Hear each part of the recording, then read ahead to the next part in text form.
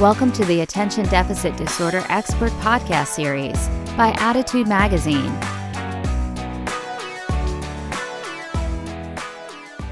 Hi, everyone. My name is Annie Rogers, and on behalf of the Attitude team, I'm pleased to welcome you to today's ADHD Experts presentation titled The Nurtured Heart Approach, Positive Parenting and Teaching Strategies to Transform Problem Behaviors.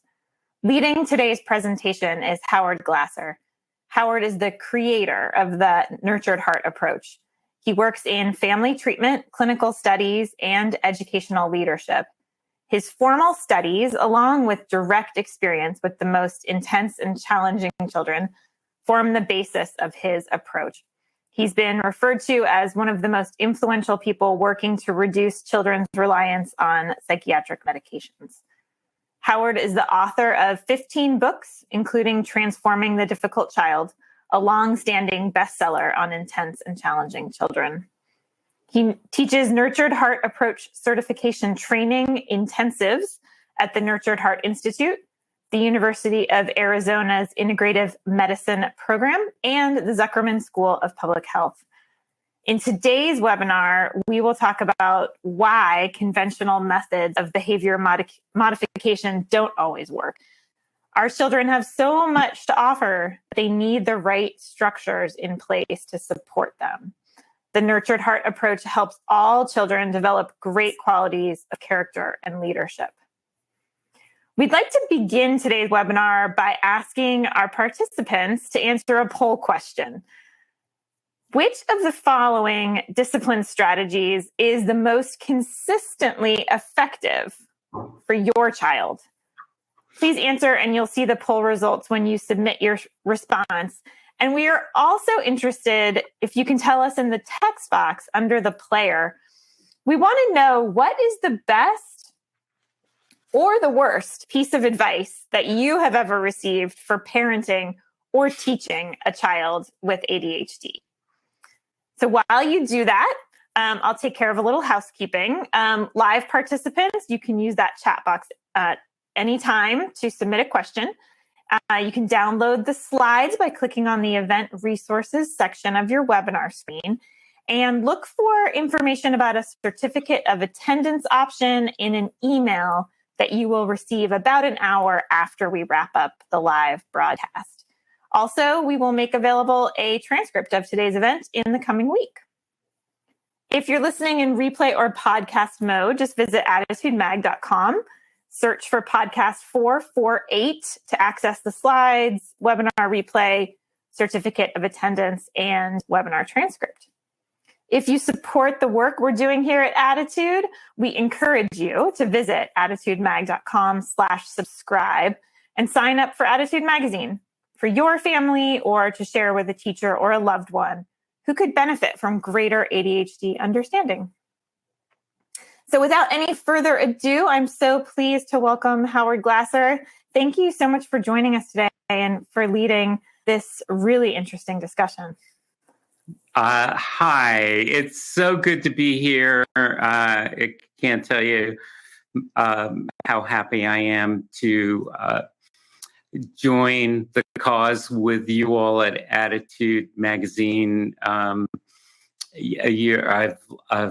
been a long-standing fan and admirer of your work, so thank you for all you do.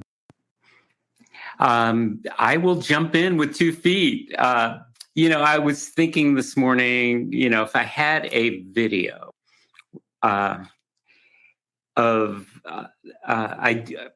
there is a video in existence of a 2-year-old who's a double amputee who's learning to walk first steps.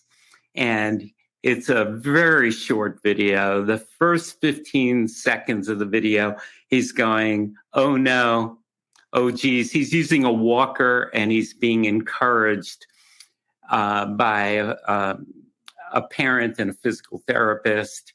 And he's saying to himself out loud, oh, geez, oh, no. Oh, geez, oh, no. He's struggling with these first steps using a walker. And then somewhere along the line, one of the workers says, one of the adults says, "You got it." And he goes, "I got it." And his next 20 steps in the next 15 seconds are guided by, "I got it. I got it. I got it." And that's how it fades off. And then I ask people to imagine they had a search engine and can you Google this child's greatness? And there's zero interference with being able to blurt out. If we were doing that now, you'd be blurting out his sense of humor, his uplifting self-empowerment, his beautiful determination, his etc. We'd have all these wonderful terms, and you could, if determination was an umbrella, what would it take to be determined? And his courage, his verve, his self-kindness. These are all great qualities. So I'm going to move into this slide that we see in front of us. We live on a planet of 8 billion people, whether we like it or not. There's mathematically about 200,000 people a day who pass away. And if you could imagine, of those, a great many have memorial services. If you've ever attended a memorial service, you know that in the majority of cases, people are lined up at microphones and they're, raring to go. And they don't just say, "Good job." They don't just say, "Thank you." They are very explicit. They said, "This man had such a great sense of humor," and they tell a story. And this person had, here's a quality not too many people know about how compassionate he was. And they have a story. And how many of those people have ever heard a single word about their greatness while they're alive? And, so we're great at speaking to somebody's greatness after the fact. Can we create a new diagnostic category? This is what I'm fighting for. Early onset greatness, where it's not the kind that creates the grandiose person. That's actually a lack of exposure to appreciation. I'm talking about the truthful kind of appreciation that's not BS, that we can bring to anyone, to ourselves, to others, but maybe most importantly, in light of this discussion, to the children in our midst. And I believe we have that superpower, and that's a game changer. So, we're here because of ADD and ADHD. I am never going to question symptoms existing, but we all know that symptoms tend to get labeled.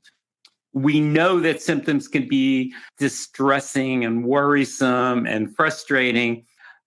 And we can witness over and over again how symptoms like hyperactivity, impulsivity, inattentiveness, etc., the favored few, get labeled as pathology. I'm a little concerned because, pathology diagnosis follows a person for a long time. And to me, the meta message to a child is something's wrong with you because of your intensity. We can't handle it. You can't handle it. No one can handle it. We need to make it go away. And then before we know it, if we're not careful, we can be spun into a realm of medication. It's still best practices. So all of you who take on all kinds of other possibilities, I applaud you. And no doubt medications could give the appearance of moderating the intensity, but is that really what we want? Is that what we ever want? If you've ever raised your voice in frustration to a child, it's only because you believe there's more there. You believe that underneath the intensity going awry is the possibility that this child will rise to the occasion and use their intensity well. And I think that's what people have wanted to create all the while. I'm convinced that that greatness is, that intensity is the very fuel. The same intensity that drives us crazy is the very fuel of a child's greatness, and that we could start seeing into the truth of a moment and call kids out in appreciation of really what is greatness. For instance, nobody's blurting anything out right now. Nobody is cussing or swearing or badgering me. How not great would any of that be? So therefore, the truth is you are, in fact, exercising your wisdom and your power, and you're great. Those are great qualities that I'm experiencing in you right now. So we could dance into and dance with another person into a realm of greatness. You know, it almost doesn't matter why. We spin our wheels wondering why a child's intense. Some kids are born with intensity. Some kids acquire intensity because of stressors in their life, in their family, in their neighborhood. What I have found over and over again is the same dang intensity that creates worries and fears and frustration is the very fuel of a child's greatness, and that we already have the superpower to transform that. That's what we wanted. We don't want to blight it out or throw a blanket over it. We want to, what we've wanted all along is to transform that very same intensity into a wonderful new way of acting out in the world. And I feel the secret sauce is inner wealth. We can build inner wealth. So my favorite way of explaining the Nurtured Heart approach from the inside out is to tell a few simple stories. And I'm just going to move right into it, since we want to save as much time for question and answer at the end. And I want to give you as much as I can of this work in this brief seminar portion. So what if, I'm just going to say something preposterous. What if we were our kids' favorite toys? Think about how kids are when they get a new toy. They rarely will turn it away. They'll, tear open the packaging and they'll explore it, and they'll, go into discovery mode and see what the features are. And some features are hopefully going to be worth, what we paid for the toy. And they're going to basically glom on to the features that entertain them and they find fascinating. And, most toys have so many features these days, and some features are going to be relatively boring to any given child. And if you've ever watched that carefully, they may come across a boring feature and slough it off, but they may go back to that same feature by accident, or they may go back on purpose to see if it is indeed boring each and every time. But once they determine it's boring, they're gonna go, I'm not gonna go there. And they stick to the features that entertain them. Think about us as toys for a second. How many features do we have? We can not only do, like a wild variety of things in our actions and our physicality. We have other additional components of what we think, of what we feel. It's not just happy, glad, sad, limited version.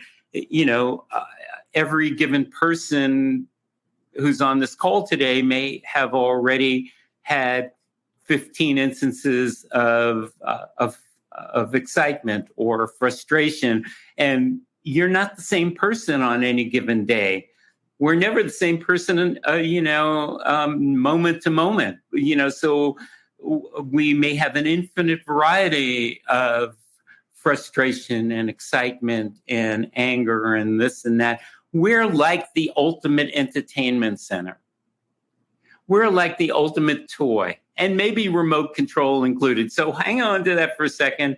Think of a kid who's merely got more intensity than the next kid, who's merely in a home or a classroom that's governed by normal conventional approaches. And I'll show you a kid who's likely to look at this toy, us, and discern that these toys are so much more interesting when things are going wrong compared to our pale responses when things are going right. When things are going right, we might say, good job, or way to go, or thank you. Those are well-intended statements, but they're basically vague. We don't know what they mean, as opposed to how explicit, how poetic we get when things go wrong. We have this unending way of explaining, negativity. And we unintentionally show kids that they get more out of life through negativity. Kids form that energetic impression. And I would contend that that is, if this toy, us, is more animated, compelling, alive, and energizing when things are going wrong, that gets translated and transmitted. Kids put two and two together, that they are more valued, more meaningful, more loved vis-a-vis negativity. And they wind up replicating it. And, the staff and I realized at some point that, this is not Zoom and my videos won't play. So I'm going to describe what this video is. This is a very young man named Reed, who's, his mom's in the background, and he doesn't walk without assistance yet. He's toddling his way around a living room table with his mom in the background, and there's a glass of water on the table, and his mom's going, Reed, no, no. And she's just got normal, conventional, traditional parenting, and she's trying to set a limit, and he's looking at her and looking at the glass, and she is ramping up her word no, her volume, the magnitude, the vibration of the word no. And he gets around to the other side of the table, and he's looking at the glass and looking at mom, and mom continues to say no. And he forms a smile on his face, and he goes, oh, I get it. I can fake mom out. I can get her goat, and I get a greater gift of mom. I'm getting more plugged in. I'm getting better broadband. He, in effect, is discovering, he doesn't like dial-up. He wants better broadband, and he's getting better connectivity when he plays the game of going negative. He gets more volume out of mom. He's getting a greater gift of her. She wouldn't dream of giving him $100 bill for doing the wrong thing. Nobody would. But accidentally, that's what she's doing, energetically, giving that $100 bill. So now another story is a video game. So we all know that there are a lot of kids out there who love their video games. And it creates, I'm not a fan, forgive me, of video games just because of the insanity of how violent they are and how, just the outer trappings of the video games. But I'm utterly aware that while kids are playing video games, they're under the impression they could go level of attainment and mastery, and they're living their greatness. So let me dissect that. At some point, I had parents asking me, why can my kid concentrate endlessly at a video game, but they can't concentrate for minutes when it comes to chores, responsibilities, assignments, anything like that? And here's what came out of that is I realized that video games have a structure to them that inducts a child into seeing that they can live their time through the video game in great ways. They could experience their greatness. So I'll be the kid for a second. Here I am at the moment playing one of these games, currently going towards the goals, occasionally getting the goals. And while that's happening, the game's in my face, confronting me with my successfulness energetically. Score, bells and whistles alerting me to successfulness. And at any given second, I'm free to break a rule. The game never says don't break a rule. It allows me to break a rule. But when I do, I get bumped from the game. It never goes, oh, poor Howie, he's having a bad day. Let's let this one go. Or let's give him a warning. Or he's having a good day. Let's not break the momentum. It always delivers. And we look at these consequences and we think they're drastic and punitive, but actually, who's back in the game in 2 seconds? So the game has this marvelous way of enforcing rules, like in sports. A toe on the line is a toe on the line, but a toe not on the line is a toe not on the line, and that's success. Like for instance, a child looks like they're about to flare up and argue, but there are these moments when before that happens, or if it doesn't happen, where we have the ability and the superpower to enter into that and say, I like what just happened. I need to tell you about this. What you just did is handle your strong feelings well. You didn't like getting told no to a privilege you wanted, and I could see you were flaring up, but you didn't argue, you didn't yell, you didn't blurt out any bad words, you didn't name call, you used your power, your wisdom. Those are great qualities I see in you. So like in the video game is,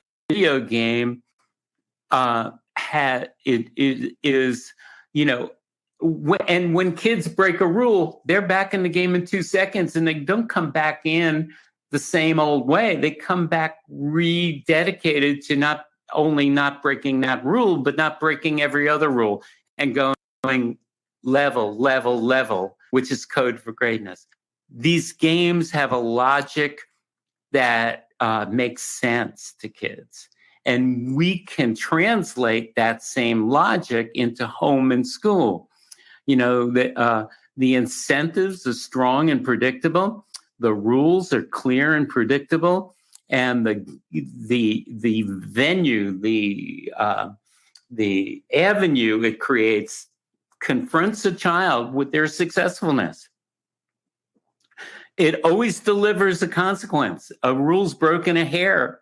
It delivers a consequence, but it's a very different kind of consequence. It's very incidental. It's just a pause in the action, and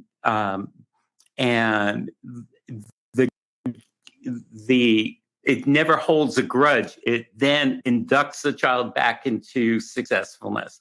So that's kind of what I'm getting at. The timing is always right. The payoffs aren't upside down, like I was talking about with the earlier, with the mom and the glass with water on the table. The payoffs aren't upside down; they're right side up. I believe in my work, my clinical work has shown me over and over again with the same structure. This is the good news. With the same structure, kids can play life with the same zeal and accomplishment as they do in video games. It's the structure that helps them. And maybe the great news is, from this point of view, there's no blame. You know, it's not the fault of the child or the parent or the teacher. What the fault line lies with the methods we have at our disposal, the methods that come along. So I'm gonna stick to the flavor of this and give you another story, which is of, I was setting up to do an in-service at a school, and what I didn't realize is there was going to be in the school library, and there was a class that was going on during the last period of the day. And there were two adult librarians in the front of the room, and there were kids like we're seeing here at tables working somewhat collaboratively, somewhat independently. And all was great. For the first 10 minutes, I'm minding my own business. I'm in a section of the library that's cordoned off by bookshelves. And the kids aren't even aware of me, but I could see through the bookshelves to the bigger part of the library. And here, you know, the kids are doing what they're supposed to do. And all of a sudden, there's something that happens at a table. It was so incidental that I didn't even know who had done it or where it had occurred, but I saw one of the adults stand up and make her way over to a table. And the first thought I had was, wow, she looks like a kind and loving person. And in keeping with that, in a kind and loving way, she makes her way over to a kid, and she motions for him to come over, and she puts her arm around him in a kind and loving way and begins chatting with him in a kind and loving way. And she moves him over to the side of the room where I am. They don't realize I'm there 10 feet away, but I could hear them now. And she's saying, Alex, I want you to be careful not to distract anybody else or to get distracted. This is a really important assignment, and a lot of your grade depends on it. The same is true for the other kids. And 2 minutes of chit chat in a very kind and loving way, she sends him back to his table and pats him on the back, kind and loving. And she goes to the front of the room. And this is the crazy part. Within the next few minutes, it's havoc in the room. And I'm watching, it's like mutiny. And I'm watching this, and my first thought was, I know New York City well. I drove cab through to work my way through graduate school. My first crazy thought was, she should work on Madison Avenue and be in the advertising industry. She could be making a fortune with her brilliance. Question is, what was she advertising? What was she marketing? She was marketing that you all are invisible when things are going right, but when you do something wrong, I show up with my kind lovingness. I don't want her to stop being kind and loving. I just want her to get the timing right, like in the video game. I want her to bring her kind lovingness to when things are going well, when things aren't going wrong. That's the time to give the kind lovingness. So again, there's no blame. It's not the parent, the teacher, or the child who's the problem. It's simply the methods we've had at our disposal. And when you have a method that's energetically aligned, like I'm alluding to, then everything changes. I think every kid who was feeling any bit of neediness in that classroom in the library, they started acting out, because that was the writing on the wall. Act out and you get the kind, loving human being to connect with. They're going to plug in and they're going to give the gift to them. So what I'm getting at is conventional methods, traditional, normal approaches are not a good fit for intensity. They backfire often. The harder we try with normal approaches, the more we wind up inadvertently giving the gift of us for negativity. And yes, Nurture Heart approach has this namby-pamby name, but it's actually a warrior approach. It's actually truth-based. I'm looking for the absolute truth of the moment, and I'm looking when rules are broken. I have a way of approaching that that's very much in keeping with the video game. And when rules aren't broken, when it looks like a rule isn't being, it looks like it might be broken because of something that's stirring in the room, I'm trying as hard as I can to see the beauty of rules not being broken and the greatness inherent in that. So it questions the relationship, the energy of relationship. That's what Nurture Heart approach is about. So there's three core pieces that I'm going to briefly mention. One is that stand one is absolutely no. I'm not going to give the gift of me to that. I'm not going to give energy, connection, relationship to negativity. Second stand, and we got to establish that first. We can't just say, hey, kids, I'm not giving energy to negativity anymore. We got to be that. I write about that a lot. The second stand is absolutely yes. Here's what I am going to give my relationship to. When the rules aren't being broken, when the moment's right, I am going to do that.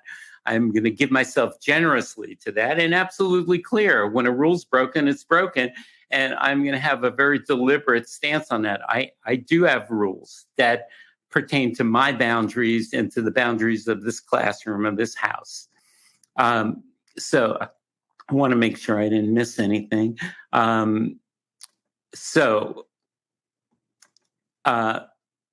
Okay, there we go. That's the next slide. So briefly, stand one is I refuse to give the gift of me to negativity. It's a refusal. I won't reward negativity with my energy, connection, relationship. So here's another video that won't play, unfortunately. It's funny. It shows a conventional attempt on the part of a family to ignore a kid. Clearly a devotee of tantruming. This kid is a couple of years old. He clearly has established this belief that if he's upset about something and he tantrums enough, he's going to get people to come his way and get relationships. And so this family, over and over, is ignoring him by walking away. And as soon as they've walked away enough, he stands up and he walks following them, and then he throws himself down on the ground again with a tantrum. So he gets his act together very quickly, goes to the next place of tantruming, and he tantrums harder. And then they walk away again without saying a word. But this keeps going around, and it's not going to stop anytime soon. I don't think normal ignoring actually works. To me, an intense kid is going to get inspired to tantrum harder and to see if there's any other additional things he could add on. So he's going to get more creative in tantruming because he believes there's nothing that's come along that's changed the belief that he gets more in life through negativity. So what I think we could do differently is he tantrums. We have a rule, no tantruming, no meltdowns, no yelling, whatever rule we have. As the family is walking away, they say reset. Unceremoniously, as free of energy as they can. They just simply say reset. They walk away, but they remain poised to when he stops tantruming, and then they turn back, like in the video game. This is very akin to the video game. They turn back and say, thank you for resetting. Your consequence is over. I want him to believe kids in a video game have this illusion they've had a consequence. And that's game in, game on is so powerful. The game out, game off is so powerful. And even a 2 seconds of a consequence is monumental. It feels like an eternity, and it has power. That's what people want in a consequence. So silently, the parent unplugs when they say reset. Then they realize the rule's no longer being broken. They turn back and say, thank you for doing your reset. They plug back in. Now you may still be mad at me and you feel tempted to melt down, but you aren't. Right now, you are not throwing a tantrum. You're using your kindness. You're using your caring. You're being responsible. You're handling your strong feelings well. This is the gear I want to build up. Inner wealth, inner wealth, inner wealth. I've seen so much good come out of inner wealth. So I was explaining this all to a family. I'm almost at the end of my presentation. I was explaining this all to a family, and I was talking about this reset concept. And they had a young child who appeared, they were worried. These are two smart people, parents, who were worried that their child was on the spectrum because he didn't use any words. He just melt down. He had this wild repertoire of ways of melting down, and they believed in unconditional love, which is a beautiful thing. And when he melted down, they would pick him up and hug him. And they were done with that. And of course, they were concerned about this child being on the spectrum. So he hadn't spoken any words in his lifetime. So I happened to be in their home doing a session, and I was explaining all this, and they looked at me funny, and they didn't know really what I meant by I said, are you willing to have rules pertaining to his whining and fussing? And they said, yes. Are you willing to compliment him with deep appreciation, see the beauty and greatness in him when he's not whining? Yes, I would. They agreed to do that. Are you willing to hold him accountable when he whines? And I simply want you to do a reset. I explained that. And they still didn't get it. And there was a toaster on the counter. And I said, imagine that toaster, this fancy ass toaster on your counter is the best toaster ever, ever, ever. It's intuitive. It knows how to make your bread differently every day. It bakes the bread. It harvests the wheat. It makes your coffee. It's all prepared perfectly timed to when you are ready for it. It knows when you're waking up. That toaster, when it's plugged in, does everything as promised. When it's not plugged in, it's still the best toaster ever. It just simply won't work. You're the toaster. And all of a sudden it clicked in for them. And to their credit, they held true to what I've just spoken briefly about, also ever so briefly about, and they got it. And I was around for a few days to come. I had a bunch of sessions with them, and I watched how this young man progressed over the next few days. And within a week, this kid had a whole vocabulary of words. He didn't need words. He had whining. Whining worked for him. That was his language. And all of a sudden, when whining didn't work any longer, and he was being grown in his inner wealth deliberately, all of a sudden he started functioning in these wonderful ways. He was using the same intensity that was going awry in support of his greatness. And that's what nurture art is all about. It's about transformation. There's no longer anything to be gained by breaking the rules. The big responses are now only for the positive. Breaking a rule only gets a true consequence, not a payoff. That's the essence of Nurtured Heart approach. So I believe I'm right spot on in my timing. Hallelujah. I will tell you that for all those on this webinar, I can't tell how many people are here, but I am thrilled that that you are here because of your desire in looking how to be your best self in relation to the kids who inspire you to be here. And on behalf of them, you're serving them, and your desire to be agents of change and transformational is what I'm admiring right now. You are the greatness of transformation, and I appreciate you. And I'll turn it back to our crew, the staff of Attitude Magazine,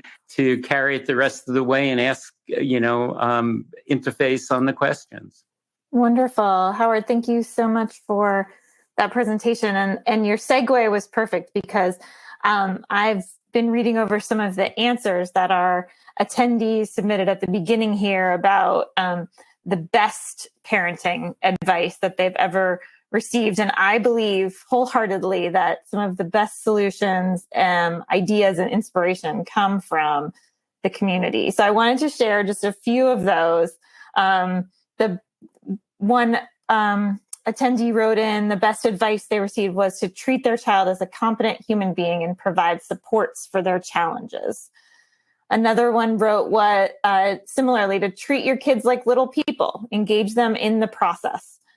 And someone else wrote in that the best advice they have received was to work on the connection. Prioritizing their connection with their child has changed their whole household. So thank you, everyone, for submitting those insights from the trenches, if you will. And I will get into the questions. We had a number of people responding to the reset and wondering what advice you might offer for a child who is, for example, hurting themselves or others, or swearing at the parent or swearing at others. Is a reset is that response going to be enough? Does it have enough amplitude? Is it have enough? Is it drastic and punitive enough? That's pretty much it. Yes. We need to realize we live in a world. We're immersed. We're surrounded in a world that has historically held the belief if only we come down hard enough, a child's going to come to their senses. They're going to wake up and smell the coffee. And if only there have been whole schools of consequences of response that have believed that we have to have a commensurate, is that a good word, Carly? We have to have an equivalency in terms of consequences that correspond in that equivalent way. And I'm here to say that I've actually worked in the opposite direction. I've wanted consequences to be least drastic as possible. If you probably, unfortunately, for better or worse, my original copies from 1999 of Transforming the Difficult Child, before it was revised half a dozen times at least, I knew that someday I'd have a consequence that had less energy to it. But still back then, the timeouts I used had energy to it.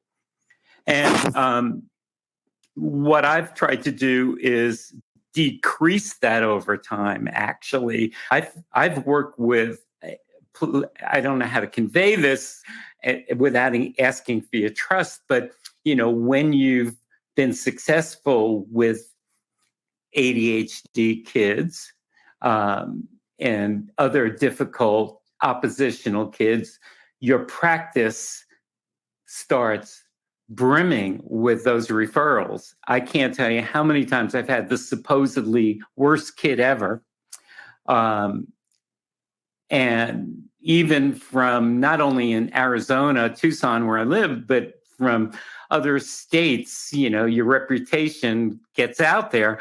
And I'm telling you, the most powerful way to go, even when there's talking back and bad words and all these otherwise upending things that we think we have to come down hard on, the best way is, one, get ahead of it when the problem isn't happening, really go to town in appreciating that the problem isn't happening. Hey guys, I've been on the phone for 15 minutes and I'm just taking a break and got to get back on the phone. But I got to tell you, you've been playing together well, and I haven't heard any arguing. I haven't heard any shouting. I haven't heard any bad words. That shows me your wisdom. That shows me your self-control. That shows me your power. That I'm looking around the room right now and there's no destruction. It doesn't look like a tornado's gone through the room. I like being utterly truthful and brash in making my compliments and making them full on. And by the way, guys, before I leave, those are great qualities I see in you. I want to speak to kids at a soul level. I want to stir them and inspire them on a soul level. And that's where the word greatness really serves the cause. And so that's one end of the continuum. The second is, I don't want, when a problem happens, such as you're describing, I might be upended inside, but I'm going to channel what intensity is stirring in me, and I'm going to put it into building my reservoir of being calm in the face of that. And I am going to just say to the child, reset. I am going to unplug, and I am going to be that much more attuned to when the problem is no longer happening. And that's where I want to build inner wealth, build inner wealth, build inner wealth. Create that memorial service. Early onset greatness. I'll stop there. We do have a number of parents of teenagers, and as any exception, any parent of a teenager knows that adolescence is a challenging time for all involved, and a common challenge is lack of acceptance of responsibility. Everything is, someone else's fault, and a lot of resistance. So parents are wondering, do they need to modify this approach for their teenager when the response is usually an eye roll or worse? I think this is yet again another incredibly important question, as was the first. I would say yes. Though modification, might surprise you. I would, in the face of that, it's like, imagine me going home today and I have a teenager and I start saying these very complimentary things to this child. And the child looks at me and goes, "Why are you saying this? That's dumb. Leave me alone." And, I say something else and they say, "What'd you do? Take some stupid parenting class?" And I'm going to go, "Yeah, I actually, wow, you're very astute. You see through everything. First of all, thank you for not, yelling and screaming. You just simply made an observation. And the class was about, intensity, and I realized my intensity tends to bring me to see what's wrong and be critical. And I decided I'm not going to do that anymore. It's silly. And weird, and I could see it's weird for you too. And I decided I'm going to see you when things are going right. So maybe I'll get used to it. See you later. Maybe you'll get used to it. But I didn't just go away and run for the hills and abandon this. I actually dug in deeper. So that's my advice to you is, yes, teens who, for the very reasons you're mentioning, and a whole bunch more, I feel like I got to work double time. And I am not going to let their, off-putting statements, leave me alone, go away, don't say those weird things to me. I'm never going to let them stop me. I am going to win. This is where I dig in and go, they thank you for offering your opinion. I don't see things the same way. This is what I decided I'm doing from now on. And I can't tell you how many stories I get coming my way now that I am an author and I have a lot of books out there and I have a platform on Facebook for Nurtured Heart Approach that people share stories of how they've affected their teens and older.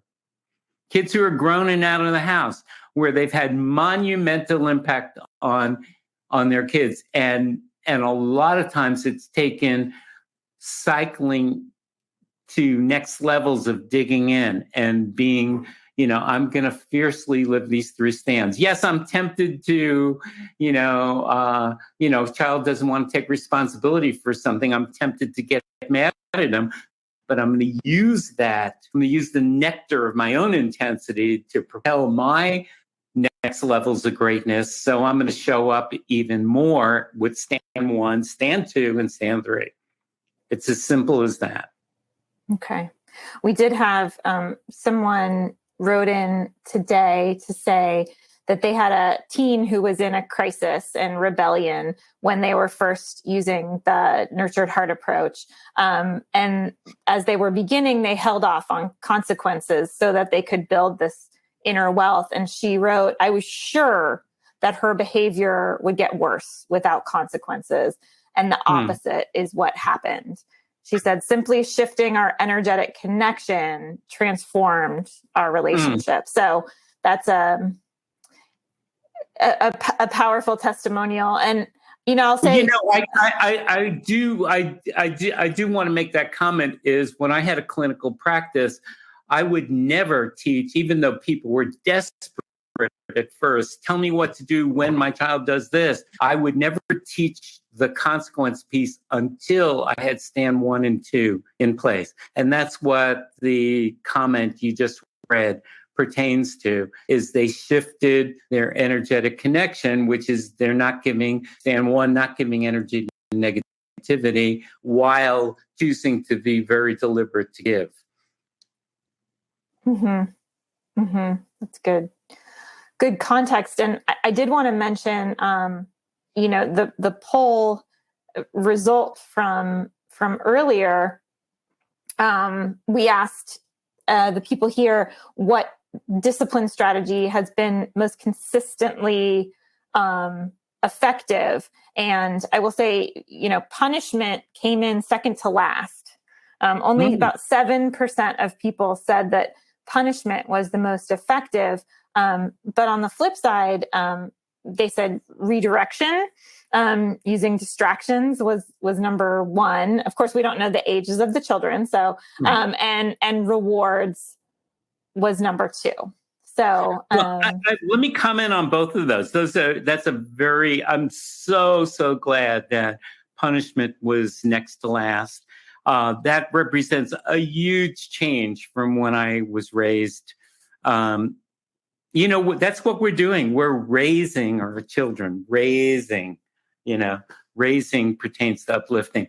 A redirection, I'm a little cautious about that because, I watched, for instance, I did a lot of work with Head Start for a period of time, and redirection was one of their prime things. And the problem is it's hard to redirect without giving relationship to negativity. So in effect, you're looking the other way. A child knocks things over in the house, in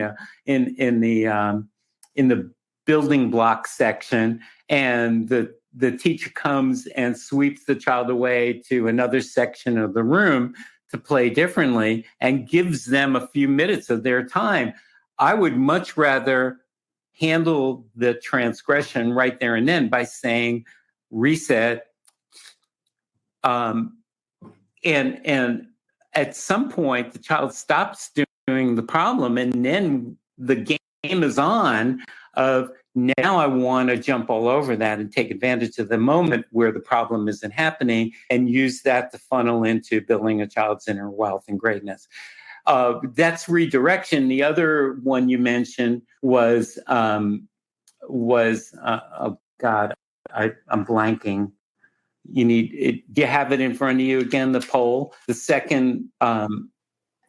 Yes, the second most powerful was rewards. Reward. So I believe we're the greatest reward. It's not the M&M. It's us. And once we begin taking advantage of all the moments when the problems aren't happening to do deeper, relevant, character building appreciation, we begin to see that we're the prize. And it never was the M&M at all.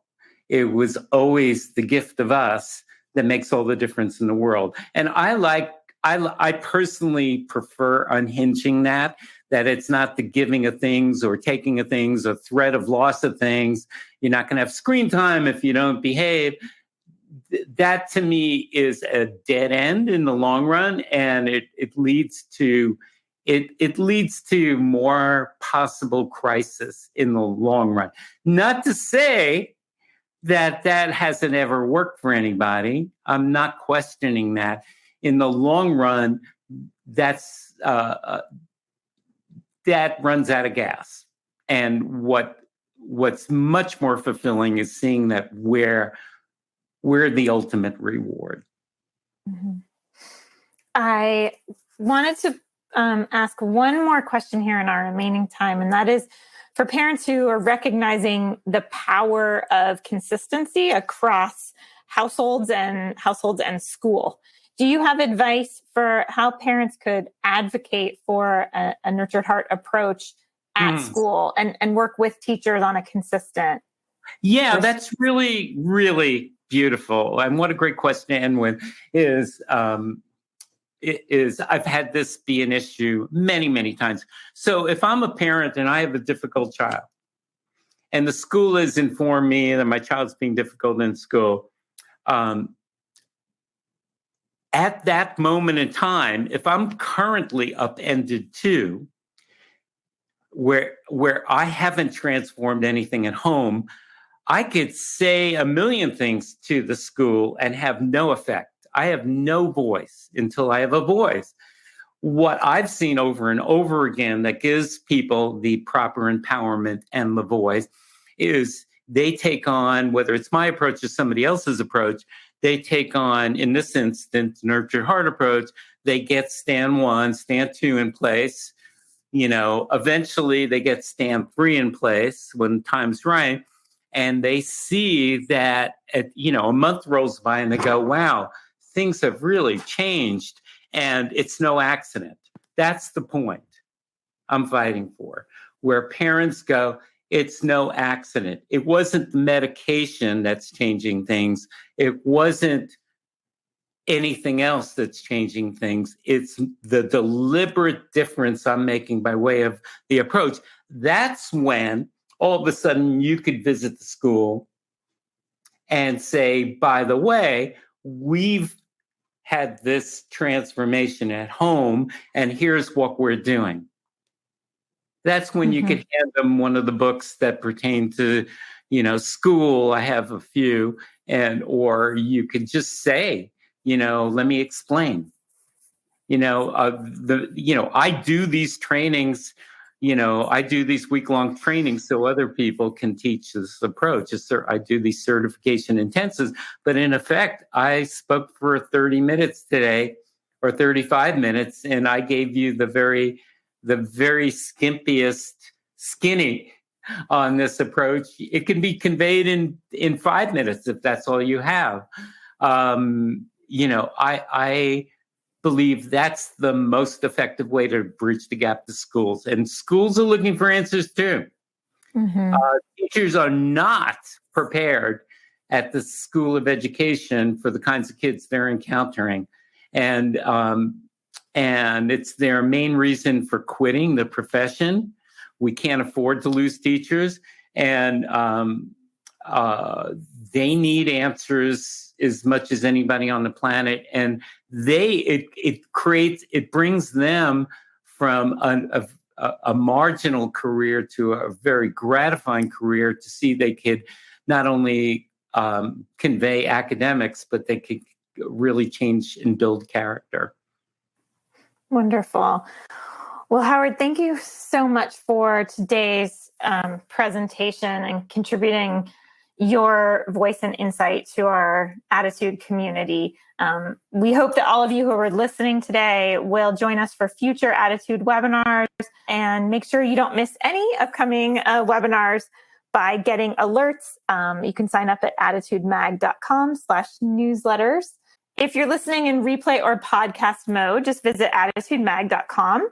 Search for podcast 448 to access the slides, webinar replay, certificate of attendance, and webinar transcript. If you support the work we're doing here at Attitude, we encourage you to visit attitudemag.com/subscribe and sign up for Attitude Magazine for your family, or to share with a teacher or a loved one who could benefit from greater ADHD understanding. In the meantime, Howard, thank you so much once again, and thanks for everyone who joined us today. For more Attitude podcasts and information on living well with attention deficit, visit attitudemag.com. That's ADDITUDEMAG.com.